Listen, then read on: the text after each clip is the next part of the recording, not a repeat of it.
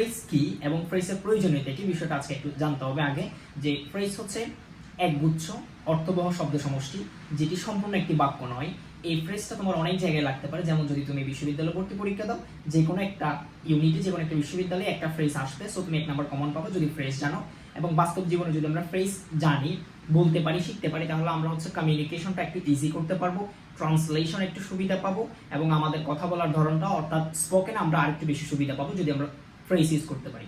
Phrase বাক্যকে সাধারণের চেয়ে একটু বেশি সুন্দর করে। আসসালামু আলাইকুম dear HSC and admission candidate, আশা করছি তোমরা সবাই খুব বেশি ভালো আছো এবং আমিও খুব বেশি ভালো আছি। আমি আজকে তোমাদের সাথে খুব ইন্টারেস্টিং একটা বিষয়ে ডিসকাশন করব। ইন্টারেস্টিং বিষয়টা হচ্ছে ফ্রেজ। ফ্রেজ নিয়ে আমি আজকে ডিসকাশন করব। সো ফ্রেজ কি এবং ফ্রেজের প্রয়োজনীয়তা কি বিষয়টা আজকে একটু জানতে হবে আগে। সো আজকে দেখবো আমরা ফ্রেজ কি এবং ফ্রেজটা কিভাবে শিখতে হয়। তাহলে কয়েকটা গুরুত্বপূর্ণ ফ্রেজ নিয়ে আমি একটু ডিসকাশন করব। যে প্রথমে লিখছি অ্যাচিলিস হিল। আমি দেখাচ্ছি, প্রথমে লিখছি অ্যাচিলিস হিল মানে হচ্ছে দুর্বল দিক। দেখো এই যে অ্যাচিলিস হিল, এটা হচ্ছে একটা ফ্রেজ, এটাকে ফ্রেজ বলে। এখানে ফাইনিট ভার্ব নাই, সো এটা সম্পূর্ণ একটা বাক্য না, এটাকে ফ্রেজ বলে। এটি অর্থবহ শব্দের সমষ্টি যেটি বাক্যে ভূমিকা রাখে কিন্তু সরাসরি বাক্য না। সো এটার মিনিং হচ্ছে দুর্বল দিক।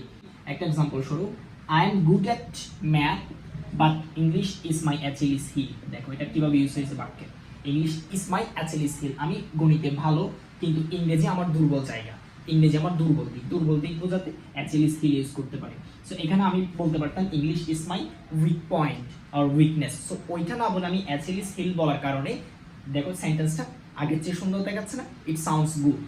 ওকে, এরপর হচ্ছে a bolt from the blue, অর্থাৎ বিনা মেঘে বজ্রপাত। এটা আরেকটা ইম্পর্টেন্ট ফ্রেজ, এটা অনেক সময় বিভিন্ন ইউনিভার্সিটিতে আসে। সো এটার এক্সাম্পল যদি বলি, the news of his death was a bolt from the blue. তার মৃত্যুর যে সংবাদ সেটা ছিল বিনা মেঘে বজ্রপাত, অর্থাৎ এমন কিছু হয়ে গেল, অস্বাভাবিক কিছু হয়ে গেল। A bolt from the blue, আমরা বলতে পারি a bolt from the blue. The news of his death was a bolt from the blue. তার মৃত্যু সংবাদটি ছিল বিনা মেঘে বজ্রপাতের মতো, যেমন এই যে আকাশ ভেঙে পড়লো মাথায়, এমন একটা অবস্থা। সো এরপর হচ্ছে হারকুলিয়ান টাস্ক, খুব কঠিন কাজ, দুঃসাধ্য কাজ। অনেক কাজ কঠিন বোঝাতে আমরা এই ফ্রেজটা ইউজ করতে পারি। Carrying this heavy bag is a herculean task.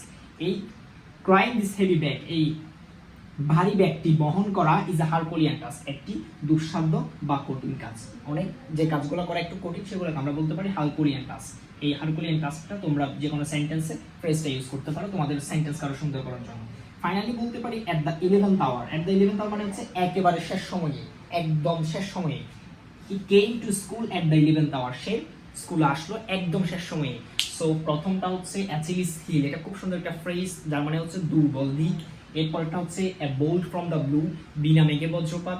এরপরটা হচ্ছে হারকুলিয়ান টাস্ক, খুব কঠিন কাজ। And eventually at the 11th hour, একেবারে শেষ সময়ে, একদম লাস্ট পয়েন্টে। এখানে আমি 4টা ফ্রেজ নিয়ে ডিসকাশন করলাম, জাস্ট তোমাদেরকে আমি স্যাম্পলটা দেখাইলাম, শুরুটা দেখাইলাম। অনেকগুলো ফ্রেজ আছে, ইংরেজিতে অসংখ্য অসংখ্য ফ্রেজ আছে। যত বেশি ফ্রেজ তুমি শিখতে পারবা, জানতে পারবা, তত বেশি তুমি শাইন করতে পারবো স্পোকেনে, ট্রান্সলেশনে, রাইটিংয়ে, স্পিকিংয়ে। So that's all about today's phrase. আমি ধীরে ধীরে আরও অনেকগুলো ফ্রেজ নিয়ে ডিসকাশন করবো। সো আশা করছি তোমরা বিষয়টা ভালো করে বুঝতে পারছো যে ফ্রেজের পর আরো অনেকগুলো বিষয় আছে যেগুলো অ্যাডমিশন অনেক বেশি হেল্প করে। সামনে যেহেতু অ্যাডমিশন রিলেটেড তোমাদেরকে আমি ভিডিও দেওয়ার ট্রাই করবো। সো থ্যাংক ইউ অল, আল্লাহ হাফেজ।